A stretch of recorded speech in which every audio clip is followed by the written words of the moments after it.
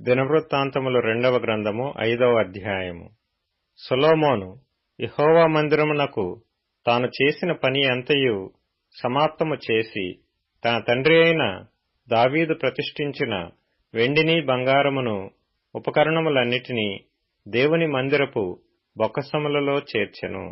తరువాత యెహోవా నిబంధన మందసమును సీయోను అను దావీదుపురము నుండి తీసుకొని వచ్చుటకై సొలొమోను ఇశ్రాయేలీల పెద్దలను, ఇశ్రాయేలీల వంశములకు అధికారులగు గోత్రముల పెద్దలనందరినీ యెరూషలేమునందు సమకూర్చెను. 7వ నెలను పండుగ జరుగు కాలమున ఇశ్రాయేలీలందరును రాజునొద్దకు వచ్చిరి.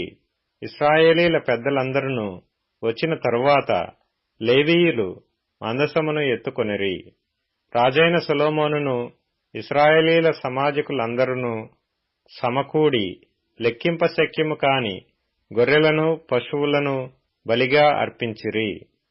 లేవీయులను యాజకులను మందసమును సమాజపు గుడారమును గుడారమందుండు ప్రతిష్ఠితములగు ఉపకరణములన్నిటినీ తీసుకొని వచ్చిరి.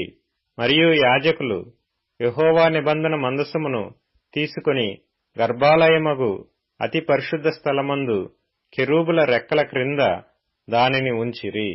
మందసముండు స్థలమునకు మీదుగా కెరూబులు తమ 2 రెక్కలను చాచుకొని మందసమును దాని దండెలను కమ్మెను. వాటి కొనలు గర్భాలయము ఎదుట కనబడునంత పొడవుగా ఆ దండెలుంచబడెను గాని అవి బయటకు కనబడలేదు. నేటి వరకు అవి అచటనే ఉన్నవి. ఇశ్రాయేలీలు ఐగుప్తులో నుండి బయలువెళ్లిన తరువాత యెహోవా హోరేబునందు వారితో నిబంధన చేసినప్పుడు మోషే ఆ మందసమునందు ఉంచిన 2 రాతి పలకలు తప్ప దానియందు మరేమియూ లేదు. యాజకులు పరిశుద్ధ స్థలము నుండి బయలుదేరి వచ్చినప్పుడు అచ్చట కూడియున్న యాజకులందరూ తమ వంతులు చూడకుండా తమను తాము ప్రతిష్ఠించుకొనిరి. ఆసాపు, హేమాను, యెదుతూనుల సంబంధమైన వారును వారి కుమారులకును సహోదరులకును సంబంధికులగు పాటకులైన లేవీయులందరూ సన్నపునార వస్త్రములను ధరించుకొని తాళములను, తంబురలను, సితారాలను చేతపట్టుకొని బలిపీఠమునకు తూర్పు తట్టున నిలిచిరి. వారితో కూడా బోర్లు ఊదు యాజకులు 120 మంది నిలిచిరి.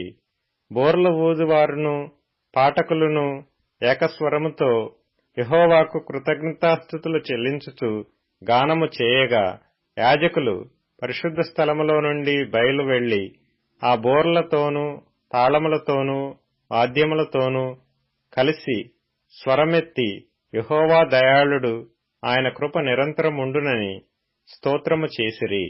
అప్పుడొక మేఘము యెహోవా మందిరము నిండా నిండెను. యెహోవా తేజస్సుతో దేవుని మందిరము నిండుకొనగా సేవ చేయుటకు యాజకులు ఆ మేఘమున్న చోట నిలువలేకపోయిరి.